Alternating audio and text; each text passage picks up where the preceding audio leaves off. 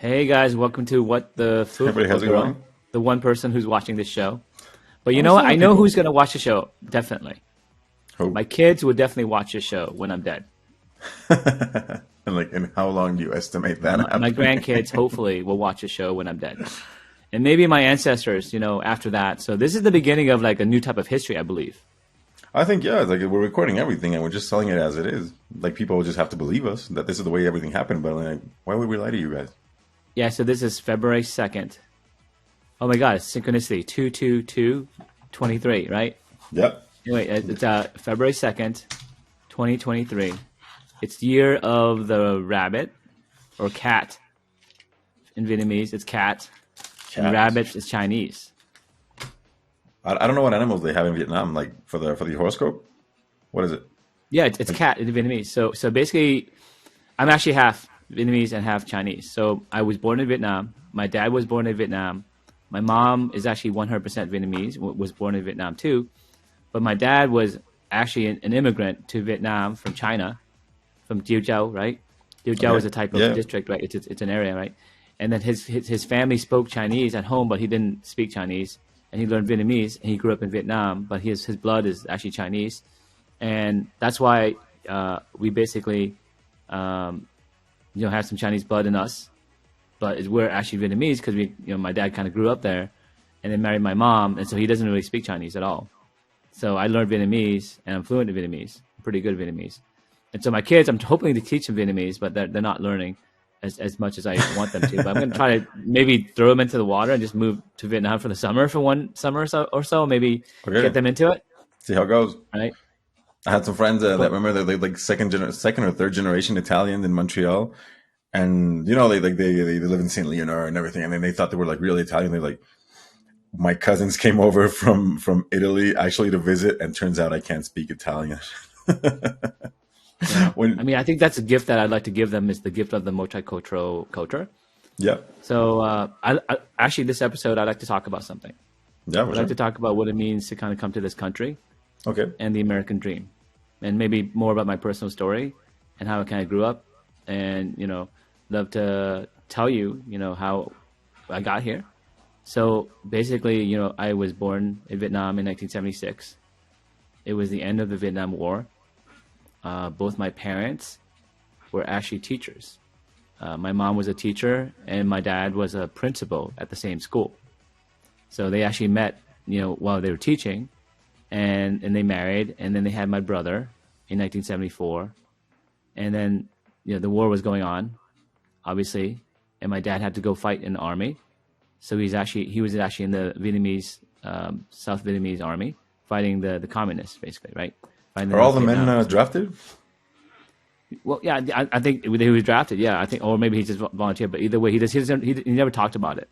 But I know Okay, he was deployed and he was there, and he has like wounds, I think. But it was yeah. a time he never talked about. So basically, he went, and during that time, my mom, with the schools and stuff, it wasn't something that you can do anymore. So we started to get into the fertilizer business. So Huh. we would buy fertilizer from the city, and then sell it to the countryside, Okay. right?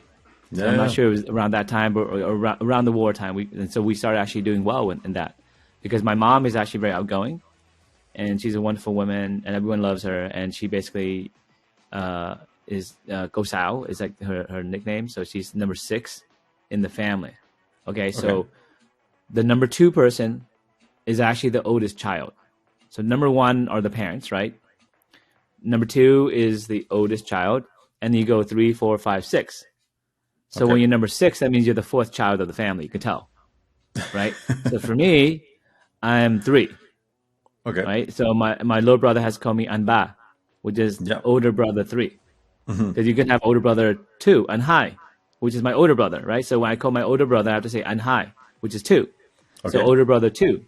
So we all have numbers in the family. So that's actually a definitely Vietnamese thing, right? So you're gonna be like Go Sao is like she's the 4th child and she's a woman, obviously. So Go is actually, it means like auntie. Hmm. And so if you actually have someone who's a female, you use a different name, or you different word, right? And if you're a male, you have to say uncle, Okay. right? Or Yeah. chú, or back, or cậu, or something like that, right? Depending how old they are. you also have to know age. Okay, so you have to not only know what sex they are, what number in their family, right? But also, you know, how old they are relative to you. Okay. Not how old they are, but how old they are relative to you. So let's say I'm an old person, and someone else is an old person. I can call you an am, which means brother, little brother, bigger brother, right? Does that make sense? Yeah. Yeah. So I'm in the retirement home. I can call you an. You can call me am, and you have to call an the person who's older than you, and am is the person who's younger than you. So am is younger than you, an is older than you, right? But the thing about am, right? Am could be anyone, female or male, Okay. because it doesn't matter. Because you can show disrespect to people who are lesser than you in terms of age. So it's built into the language. Certain That's rules, crazy. very weird rules. But if I'm a younger person, Yeah. let's say let's say I'm my age or something like, you know, like you know, 30s, 20s, 40s, whatever it is, right? And I meet someone older than me, I might call them back, right? Back is a sign of respect.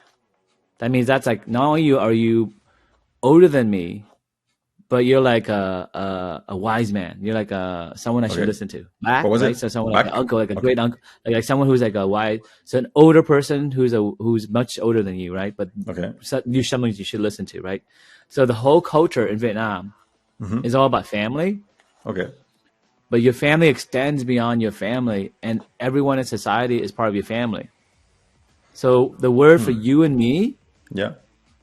you have to say back, you know, whether they're in your family or not, But what about like right? what about your names? Like, is your name involved at all? Let's say like Phuc An or something like that. Okay. So the names are backwards. So in Vietnam, you say your last name first, Okay. then your middle name, and then your last name. So I would be Trương Vĩnh Phúc. Now, when I say the middle word, V-I-N-H, I can say Trương Vĩnh Phúc or Okay. Trương Vĩnh Phúc. Okay. Okay. Like Sometimes you why? replace the V with a Y because I'm from the South, so I have a Southern accent. It's like talking with a Southern accent, you know, Yeah. Yeah. America. Yeah. You have to say anything with a do, you know, whatever the accent Yeah. Yeah. that's from Like Alabama like or whatever it is. So that's the same Alabama thing. and The yin is a Southern accent. I'm from the South. I'm actually from Tok Nok, Sadek area, which is south okay. of Saigon. So even farther south than Saigon. So I call it Saigon, but everyone calls it Ho Chi Minh City now because that's what they changed it to. But I call it Yeah. Well, Saigon. You know, yeah. No. it's like Exactly. saying like Stalingrad. Like I refuse to Uh, call it Stalingrad. I like to call it like whatever, Moscow, whatever it is, right? like Bombay. Yeah, the original name, right? It just Yeah. Yeah. anyway. That's what we call Saigon, right? So I was south of Saigon, and then we would take a moped or something, and we didn't have cars. No one had cars, right? Take a moped and you go to the market and you buy fertilizer from the city. That's what my mom did, and brought it back, and so to the countryside, and that's how we raised money to actually escape the country, the first time, right? So when we escaped in 1976, you know, after the war, you know, was over, basically the communists took over. And just like Okay. with anything, you know, they start putting their people in power, and then they start banning people who were part of the old administration. For example, That's like teachers crazy. couldn't Yeah. teach Yeah. anymore, right? Or if you were in the South Vietnamese army, for sure, you were an enemy. So, you know, when you take over, you basically say, oh, those people can't teach. They, you know, they obviously fought against us.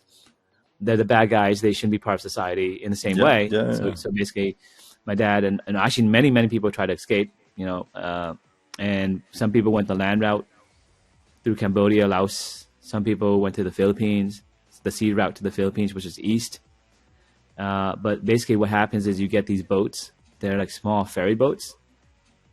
And these ferry boats basically take you along the shoreline and hopefully make it to Thailand, for example, right? Okay. Or maybe you can go in a bigger boat, maybe go to the Philippines. But there's different escape routes. And you have to basically save up and put money and give money to this person who would organize the trip. And at night, you would have to basically stay quiet and basically go out along the area that's patrolled by basically the Coast Guard, right? Yeah. Yeah. The Coast Guard of Vietnam, right? And essentially make sure you don't get caught. Some people get caught. So we got caught the first time.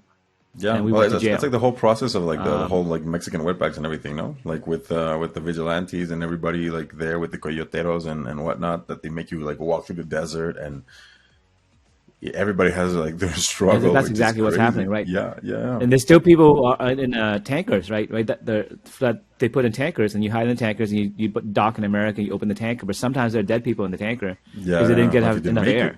Yeah, Yeah, so the struggle continues, like whether it be for the Mexicans, the Mexican border, right, or whether from people from Afghanistan, right? They had to leave the country yeah, suddenly because they were taken over by the Taliban, and some of the people who collaborated had to stay.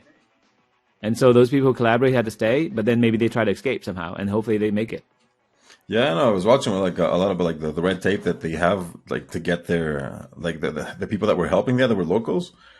And at the end, they were supposed to like the military was supposed to like they promised them like safety and for them and their family if in exchange for cooperation. And there was so much red tape around like the whole situation of actually bringing them into like the states that sometimes they wouldn't make it. So they were like the Taliban would like find out that they were assisting the U.S. Army and everything, and then just get there before the papers were ready. Yeah, I mean, like there's a lot of stuff that goes that you don't even realize. Like, so for Yeah, example, when we yeah, escaped, there are pirates that actually raided our ship. So the first time we yeah. got caught, Far. right, and then we lost my. I was in jail with my parents and my whole family for like a week, and then my dad was a month, I believe. And in jail, they were basically calling him a coward. How For he shouldn't escaping. leave the country because he's abandoning our country, and he basically said, "Hey, one of my kids one day will come back and do great things, but there's no opportunity here for them, and so I have to take care of my family and give them a better opportunity." And basically, he was talking about the American dream, right?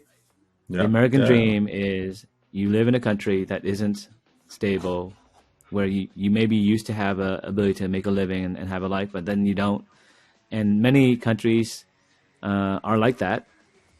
And many countries have people who want to come to America or Canada or somewhere like that, right? England. And these countries are beacons of hope. yes, But America is the greatest of all of them. That's the number one prize. So if you're an immigrant, you want to get to America. Because everyone in America, from this is my point of view, right? Everyone in America has one TV each. They have one car each. They have one microwave each. They have one cell phone each. They have maybe multiple cell phones each. They have a yes, computer. They have McDonald's.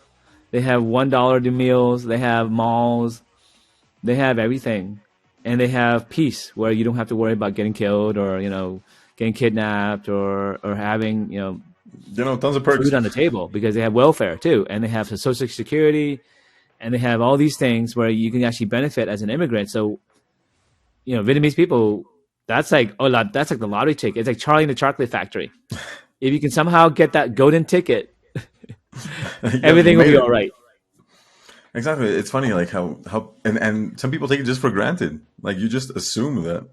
What do you mean I don't have food? Or like, what do you mean like this is happening? And you're like, buddy, like you don't know how good you have it. Yeah, and I worry that for my kids because they don't have that experience. But when I came to this country, right, we lived in a 3-decker in Dorchester. This is where I still live, right? Okay. But we lived on 13 Leroy Street, and this American woman, her name was Gladys Yetman. We actually became friends with her, but she was the landlord. But she was very nice. So we were So the second time we escaped, let me just finish the story about how we escaped, Yeah, for sure. and then we led to Gladys.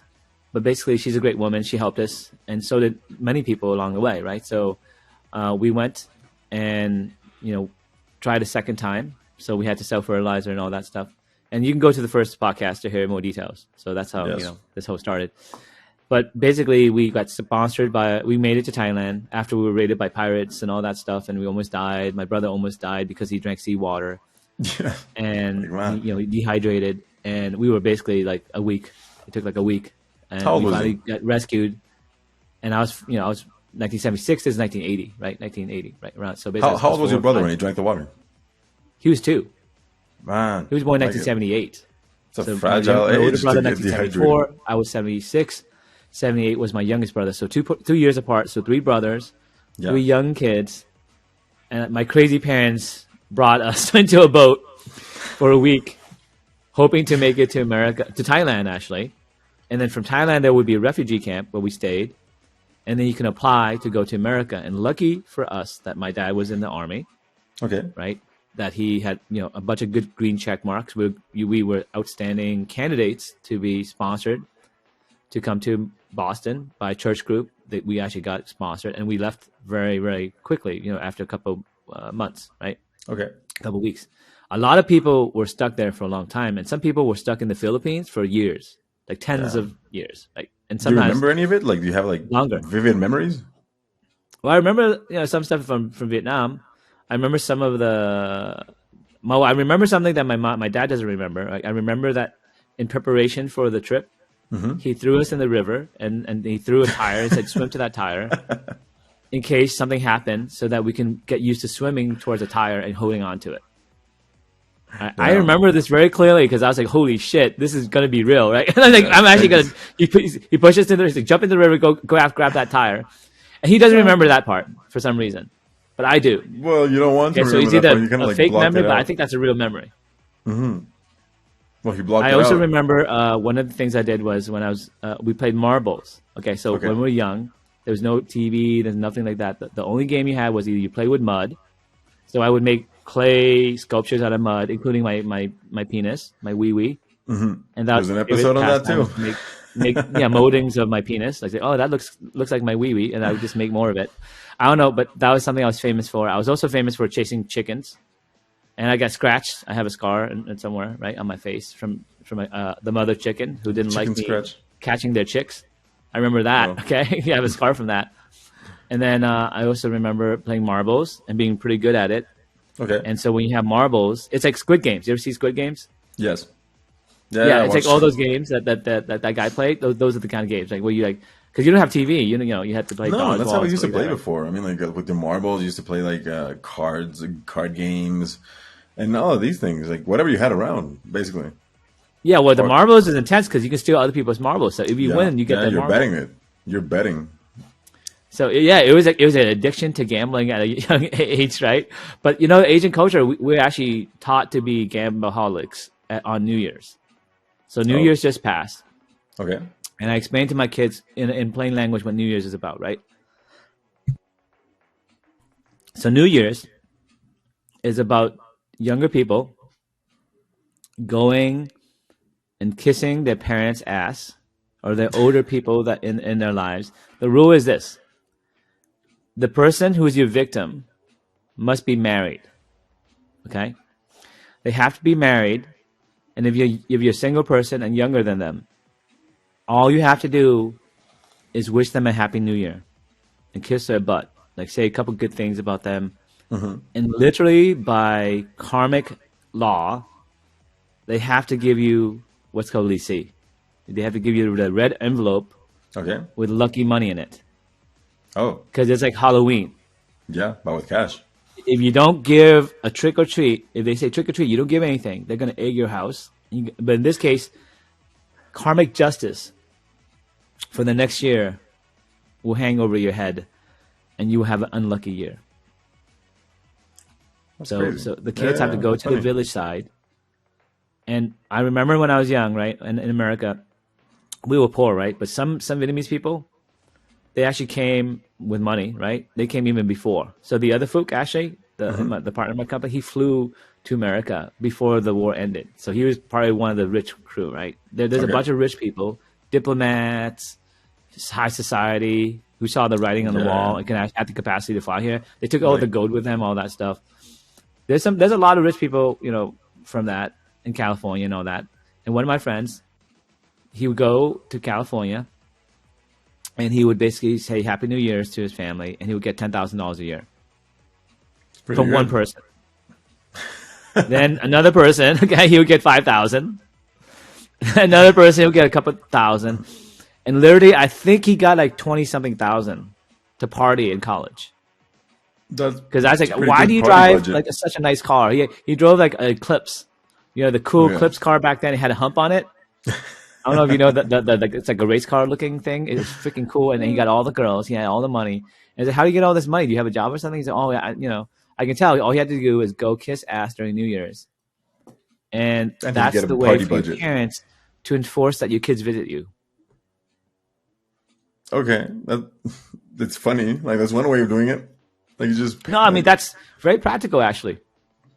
So that's what my religion is. So my religion is we have no religion in my village, right? We basically not even Buddhists. Like some people are Buddhists, you can, right? We're tolerant of that, but we don't really have a religion. We just do what's called ancestral worship, right? So ancestral worship means we have an altar, and the altar has pictures of our ancestors, and we basically during New Year's we thank them for what they gave us, and we remember them. I think the Mexican culture has this, like the Latino culture has this too, right? With the Day yeah, of the Dead or something like that, right? exactly. Yeah, yeah. Yeah, and then you It's just more basically have to Mexican though. give them lucky money through the form of burning fake paper. Okay. But the intent is you can burn paper, and that paper becomes money in the afterlife. Huh. So Okay. there's also bribery, bribery to the spirits. Even So it's there's a like whole society of bribery. So now you know why there's so much so much corruption. But it's not corruption. You think it's corruption, but that's just the way it's supposed to work. that's crazy though. I mean, like even when you're dead, you don't escape. You don't escape it. Like, please, I So need if some. you have good ancestors, they'll burn a lot of paper for you during New Year's, and actually during your funeral, they can burn paper too to give you money. So you could be like a wealthy spirit or a dead person. Yes. So if more people think about you and burn this, it's basically like a scorecard of I guess karma, and I Okay. guess you get more karma if people do this. Yeah. It may I be mean, true. like because you touch more people's lives that they're willing to go out of the way to help you out because how you were when you were alive. Exactly. It's a remembrance thing. It's like your life mattered, not just in this Okay. generation, but to all your ancestors, right? All the people, all the ancestors, all the people who you're gonna have, your grandchildren, right? Yeah. Everyone is gonna worship you if you do good deeds in this lifetime, right? So if you're a good Yeah. It makes sense. uncle, you're a good grandfather, you take care of them, and I'm a good dad. Hopefully, my kids will put an altar with my name on it, right, and my picture, and then every New Year's they'll do incense. So incense is you burn a stick, essentially, Yeah. Yeah. a fragrant stick, right? And that's basically sending your love to the spirit world. But that's all we want. We're pretty simple people. So all I want, right? So when I made the $1 million last year, right? All I wanted to do, I think episode whatever we talked about this, where I cashed out $1 million for my last company, Yes. Clinical Research IO, right? Yeah. We'll check it out. I was able to fulfill the American dream come true. I was able to, pay off all my debts, ensure my mom that she would be safe and that we'd be okay, and then I had a lot more equity coming my way, right? And I had more money, millions of dollars locked up in equity, and then someday I would cash out more of it, right? Yeah. And then I took care of fixing up some houses, some renovation for my brother, and some other stuff in terms of Vietnam. Helped some people there in terms of my people, my in-laws, and all that stuff. And I took care of everything in terms of all the debts that I had, in terms of paying all my friends who helped me borrow money during the times I needed it. When I was desperate, I asked them, and they were really helpful. They did. Yeah. And in the end, I spent most of the $1 million, but I still had some left. And then I let that last amount, I let the company borrow it, the Phuc Labs borrow it to stay alive. So that $1 million kind of went a long way, but it wasn't enough, I don't think, right? Well, not yet. We're still looking for funding, though. But I mean, like, it's getting there. Yeah. So basically, I thought about it some more. And I actually, the other day, wanted to sell some more shares. Okay. So I asked one of my friends, the investor who actually said no, the same guy who helped me earlier. I said, would you like to buy some of my shares? And he said, after some talking, sure, I'll do it. So then we had to get approval from my old company, from the board of directors. Yeah. And they said, that sounds great, but we're going to ask everyone if they want to buy and sell at the same price. Okay. And then I met with him yesterday, the board of directors, right? And he said to me, look, before you wanted to do this, some other people on the cap table, basically the people who had shares, some of them wanted to sell too. So this is actually a good opportunity and a good price, because we have that price, $8 a share from last year or something like that, right? Where it was, right? Okay. and we can use the same price for this transaction, which is the price I set for my friend. Okay. So because I set the price for my friend, the investors actually have a really good discount because they got the price from last year. Yeah. Does that make sense? Yeah. No, you get some And like the some company perks, has right? doubled in revenue from last year. So the price from last year is at least half off, maybe Uh, more. man. So would it be But good that's for you okay to with sell? me because I own enough where, I said to him, I'm going to sell $1 million. Is that cool? And he said, sure. So I'm in the process of selling $1 million of my shares. So now I can pay off my mortgage. And then I can also, my wife, the reason I wanted to borrow the money from my friend, we only started with wanting to get like 150K, was because she applied for a franchise called Kumon. Okay. So Kumon is a franchise where you can tutor kids. It's like an after-school program, and there's a franchise that you can buy, like Dunkin' Donuts, right, or McDonald's, or those Yeah. franchises. Yeah.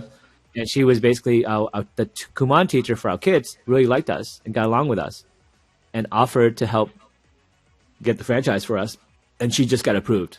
Awesome. Like you get Yeah, like so Sherry just got approved. My wife exclusivity. got approved for a franchise. So not only did we get a Kumon franchise because we started this conversation, but I'm gonna get the $1 million, and it's really hard to sell stock that's private, guys. Okay, I know I'm getting a discount, so a lot of people say, "Hey, why are you selling this?" Because you know why? Because think about it. Let's say I'm a billionaire in the future, which I will be, because I'm gonna work really hard, and I think I'm talented enough, or at least I'll be a multimillionaire, right? What would you do if you had the ability to send money into the past? Would you give yourself $1 million at the cost of 10 million today? Let's say you're like, oh no, let's say I'm like, right now I'm 46. Let's say I cash out in 5-10 years. My mom may have passed away, right? But and she actually, she just had some breast cancer, and she got one of her breasts removed, and she actually doing really well, and she's very healthy. And she's doing Recently? the anti-aging stuff I'm using, and she actually got even healthier, right? So she actually got gray hair, but now it's actually black again, right? And so she's gonna live a lot longer. And then my brothers, I want to take care of them too, right? And I can give them a little bit of that, and then I can also pay off my house completely. That's awesome. And then I thought about my happiness. It's like, my happiness would be like worth more than $1 million. It would be worth infinite, because that would be the completion of the American dream. Yeah. Yeah, it's full circle right here. And then So last everybody year I says, thought the completion was that first $1 million, but I realized that it was enough to get halfway there. And I was like, let's just go for the whole thing.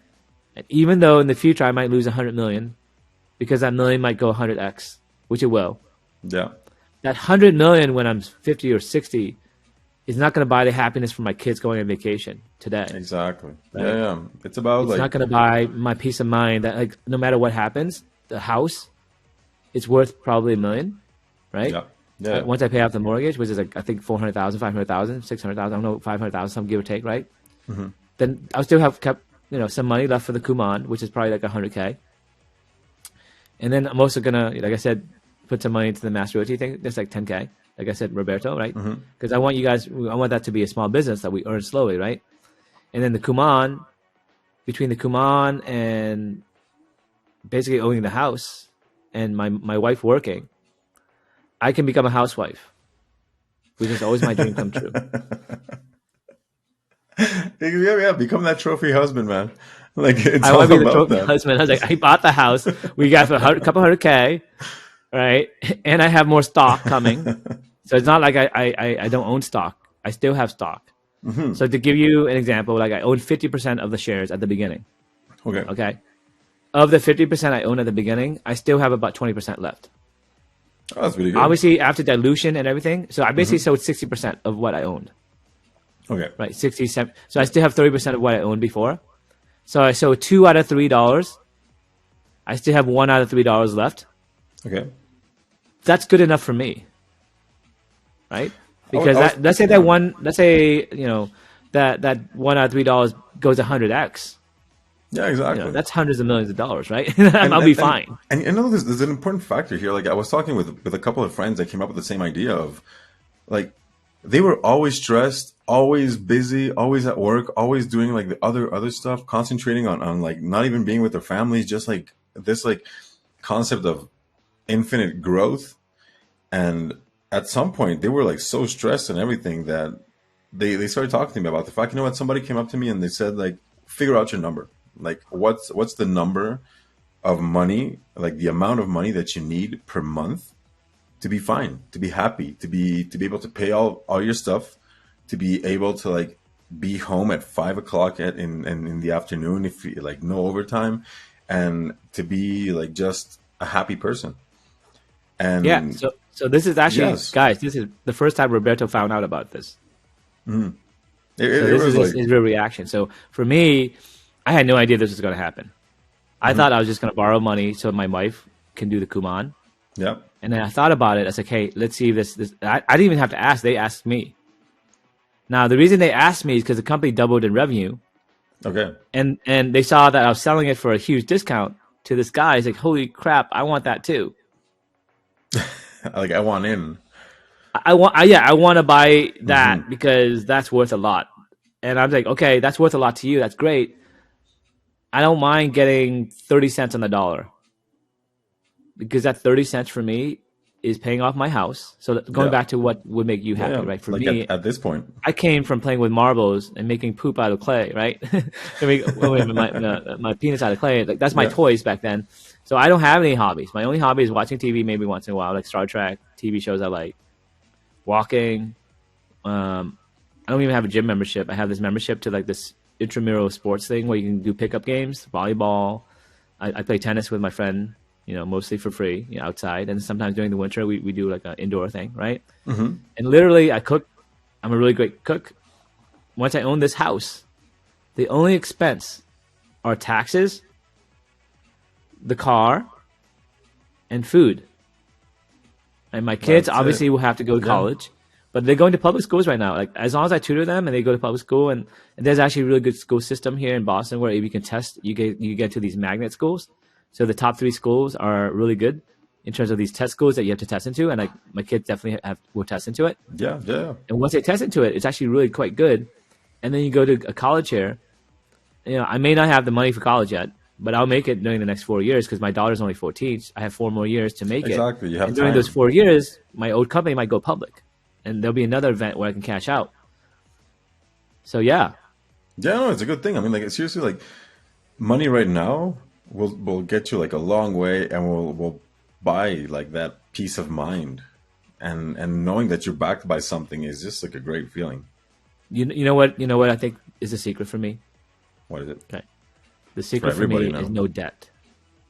Yes, I think debt is actually a burden that a lot of people have. it's really That crippling, if man. you pay off all your credit cards, you own the house you live in.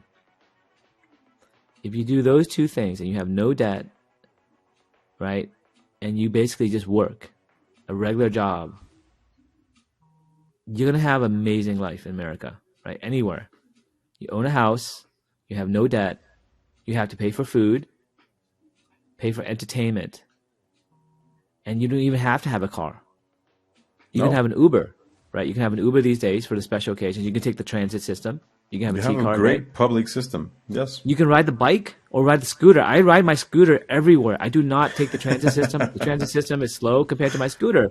My scooter, I have more fun. I do squats on my scooter. Yeah, yeah. So when I do my scooter, it's like my exercise program, and I have fresh air, and I save the environment. And the scooter is free. I don't have It's to pay for gas. I just plug it yeah, in. The electricity is nominal, right? And I yeah, plug it yeah. in at my work, so I get the free electricity from work. I'm one of those people who like optimizes my day to get free electricity from work Of because we already course. pay for it during rent, for rent and all that. So, so Like I go to the bathroom at work. yeah, I'm so cheap that I would actually like plug in my phone at work so I could charge there, and then at home I don't have to charge it. It's How about bad it maximizing is. resources. Well, I'm saying I'm paying rent here, whatever, 10,000 a month, Exactly. and It's it included. includes all It's these included. utilities.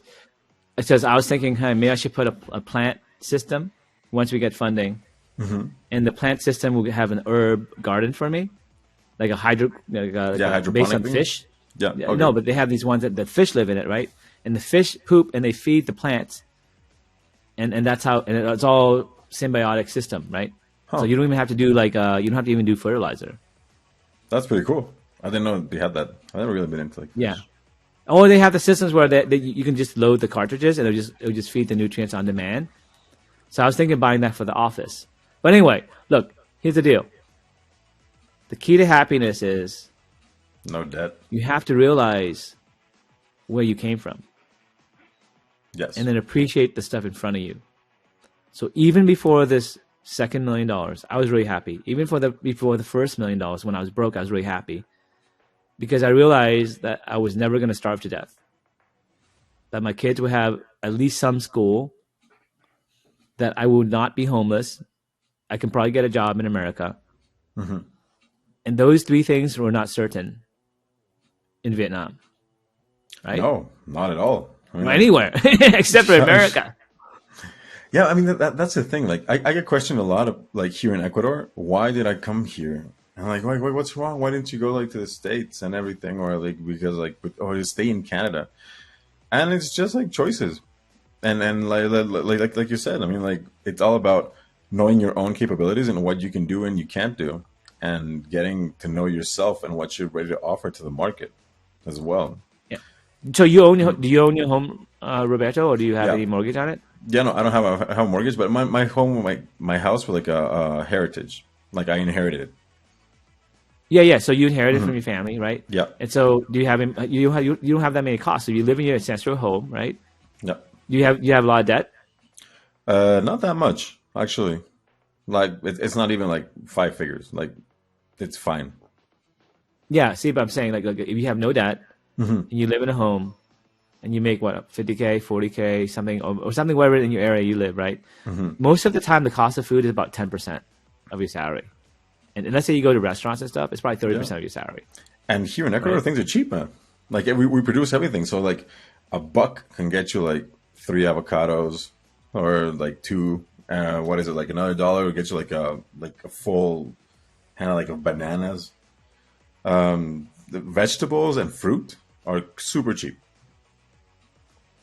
Yeah, and I think that's what you need to basically think about. Like, so Hmm. would you rather do that where you live in let's middle of nowhere, like let's say Vietnam, Yeah. right? Like, own a house, buy a house, right, and then live like a regular person and not have to stress out at all and like enjoy your life. I think you have that option, but a lot of people don't take that option.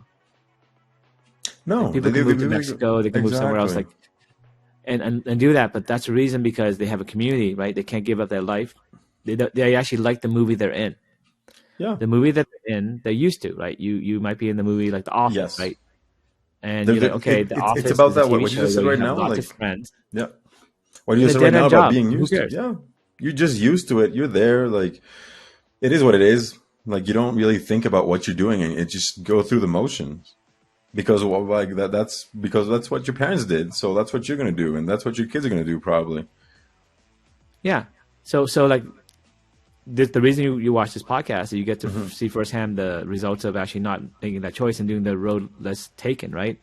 Where you go and you say, okay, maybe I go and I escape Vietnam on a freaking boat with my young children. We might die.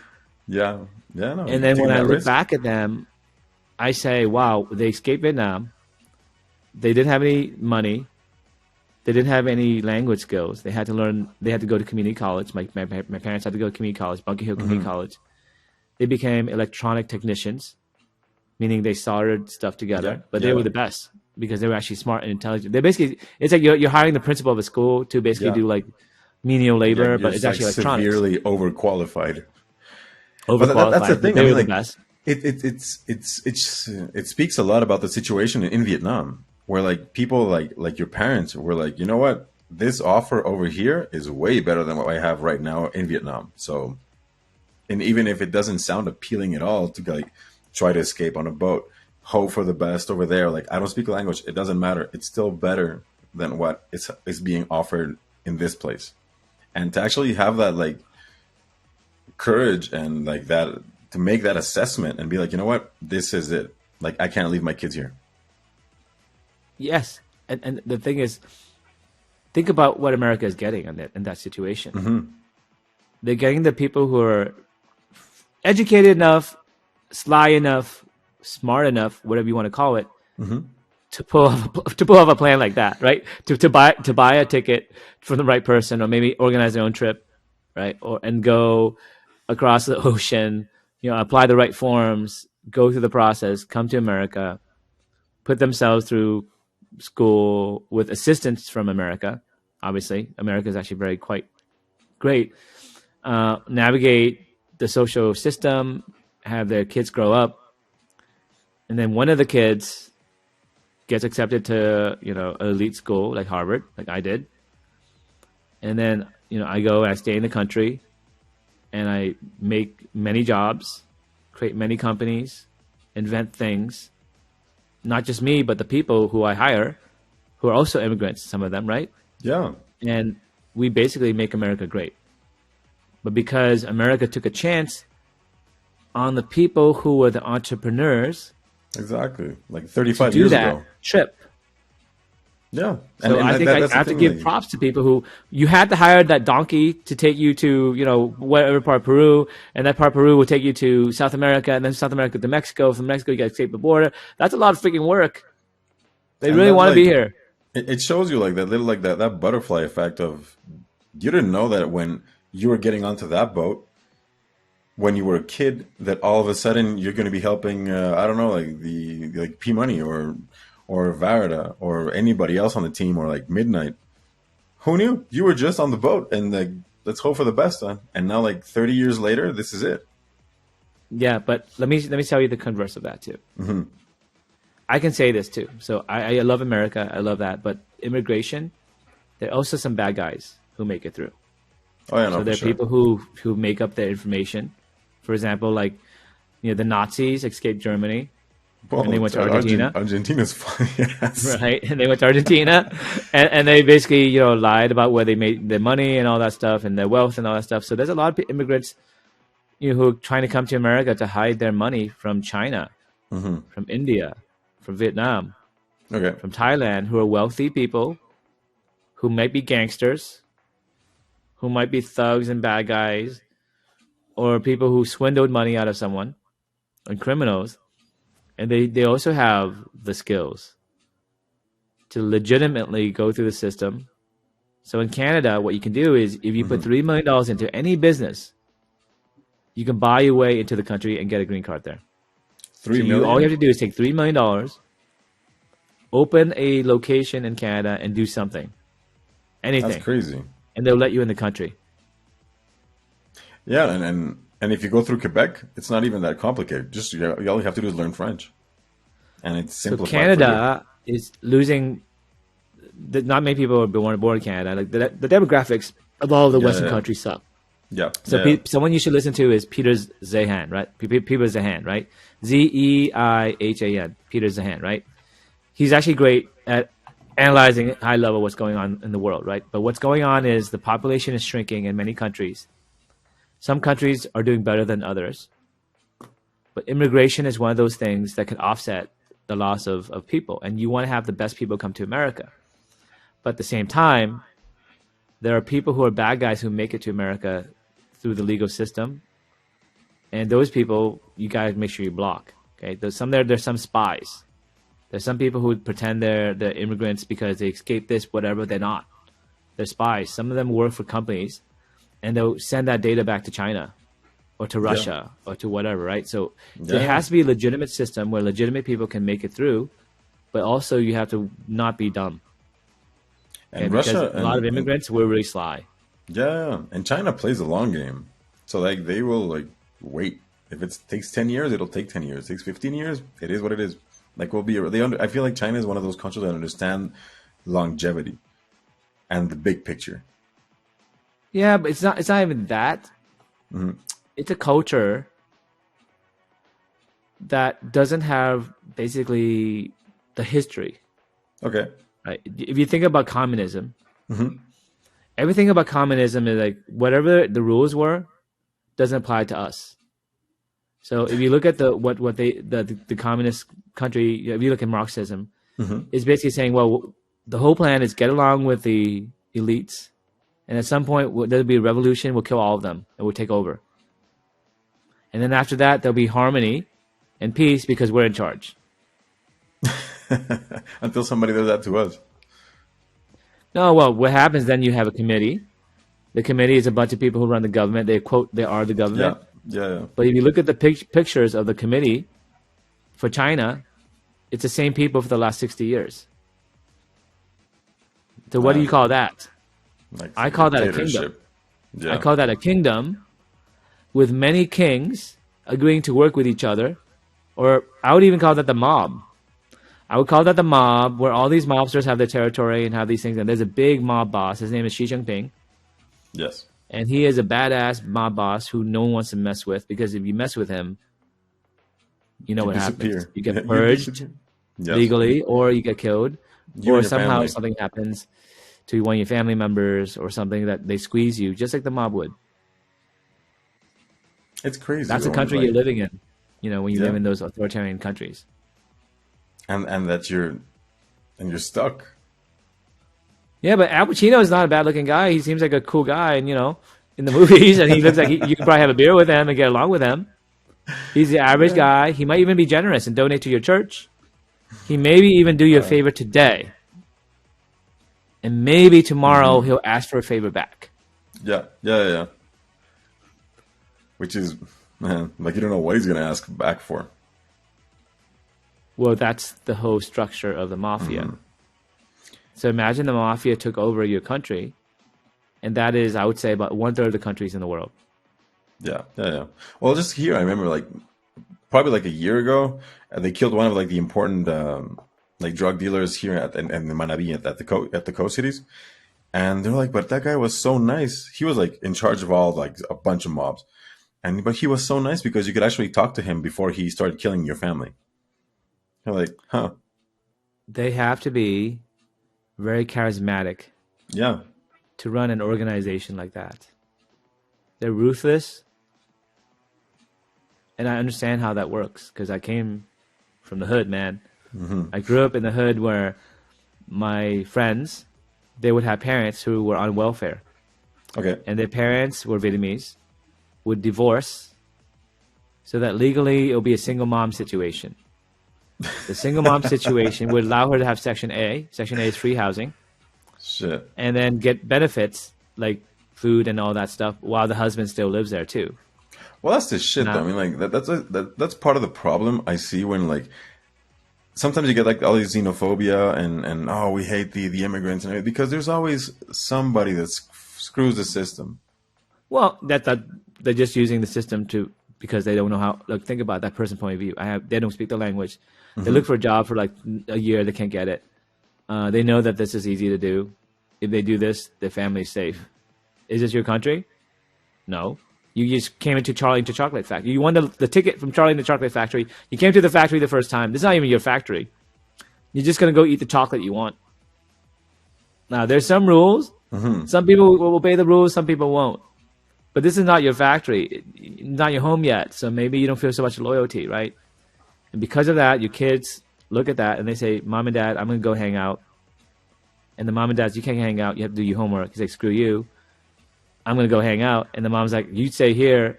And then the son's like, nope. If I don't get my way, I'm going to call the cops on you and tell them that you're cheating on welfare. Literally. I mean, that's literally what happened. Like, that is a true story. So that you get what you pay. You get the karmic justice is you set an example for your kids. That sucks.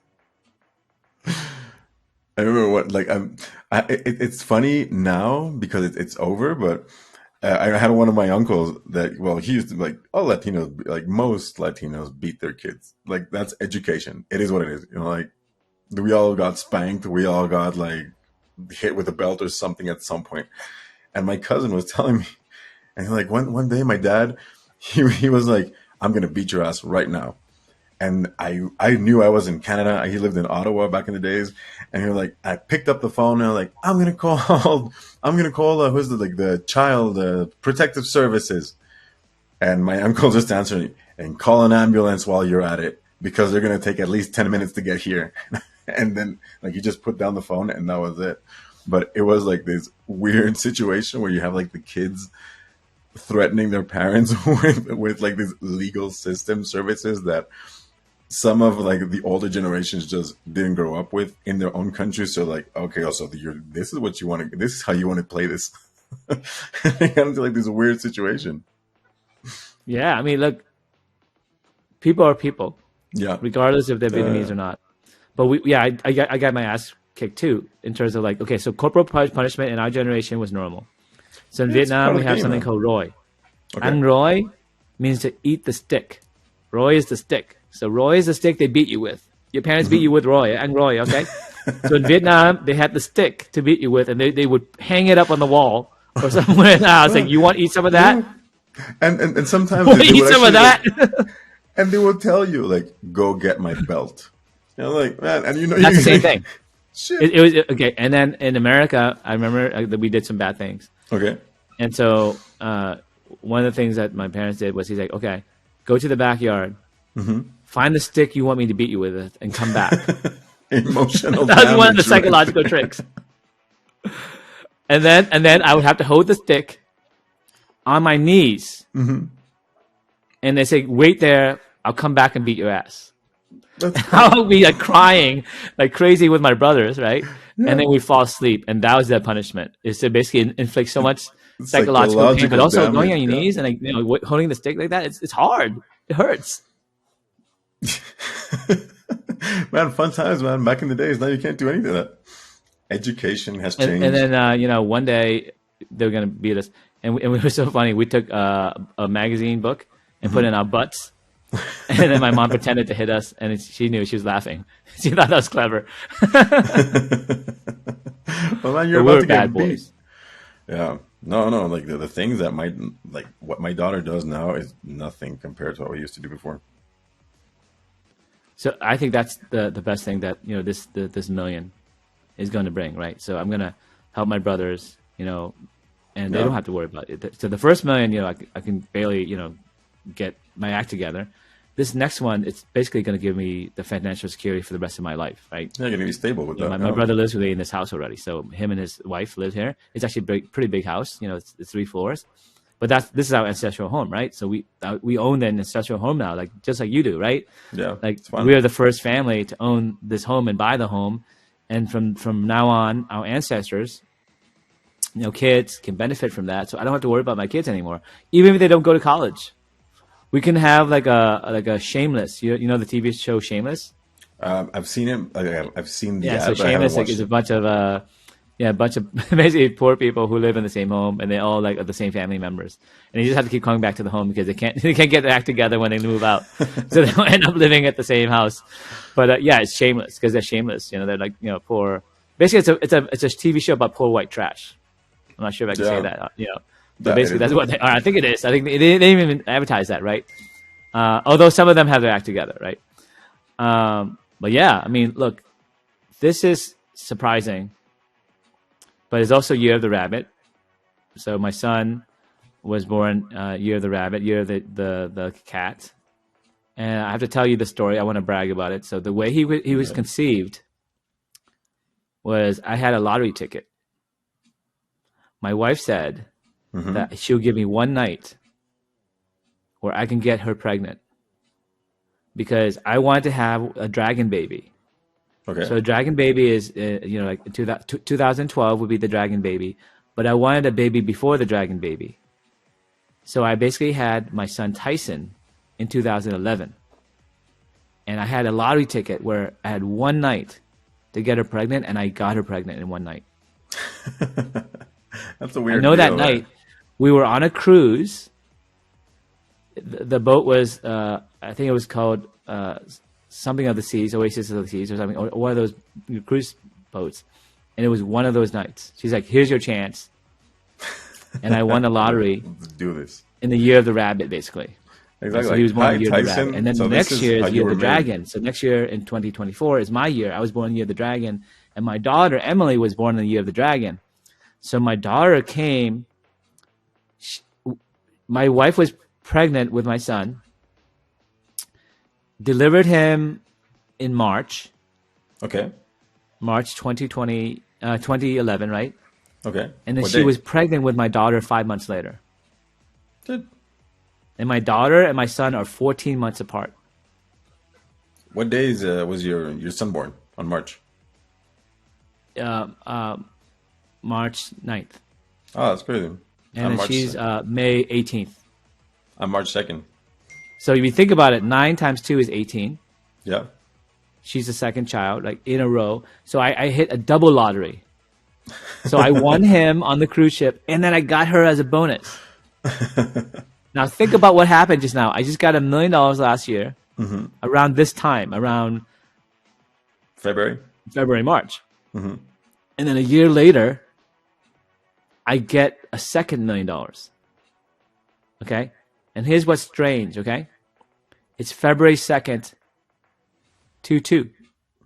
So the second million, I just made $2 million on my last company. And remember how I have the scar on my chest right here? Yep. From spilling that coffee? Comma thing. Yep. It has 2 commas. Or maybe it's meant to be $2 million. What does it How about mean? that? Anyway, that's very mysterious, guys. I'm very happy.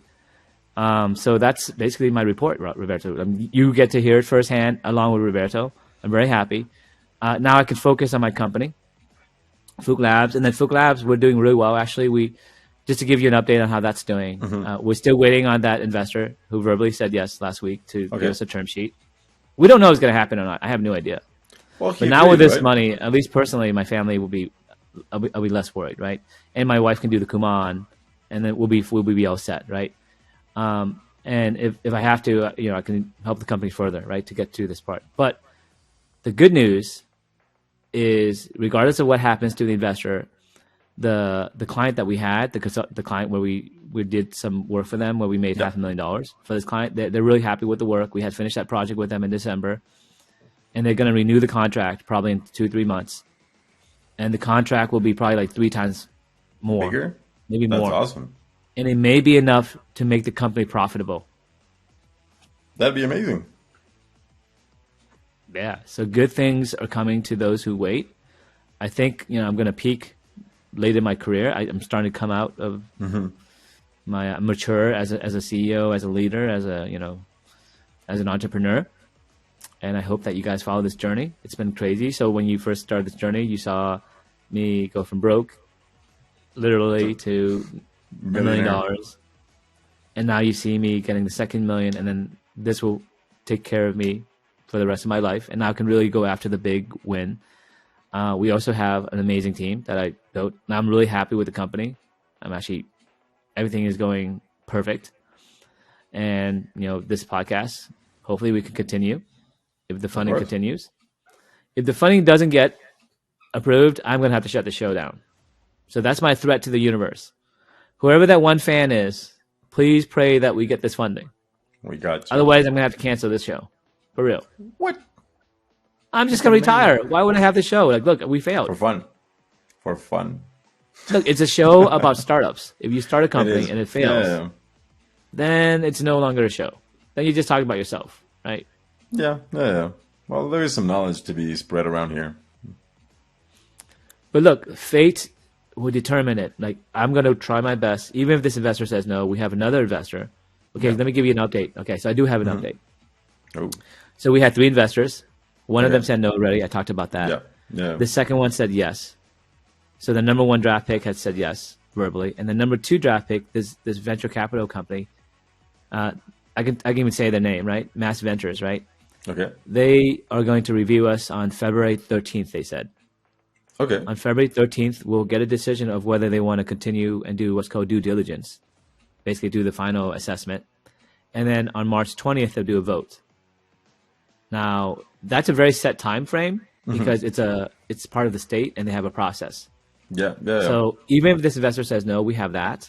We'll have to meet their deadlines. I also have some other investors now. Now that we have this renewal of the contract, it's going to even help us further. So if we have to, we can go after a backup plan. But I have high hopes that the show continues. I will know next week, hopefully, about the investor, and I'll give you some updates. But this week, this is the update, $2 million. We'll be right here. See you Thanks, guys next time. Take care.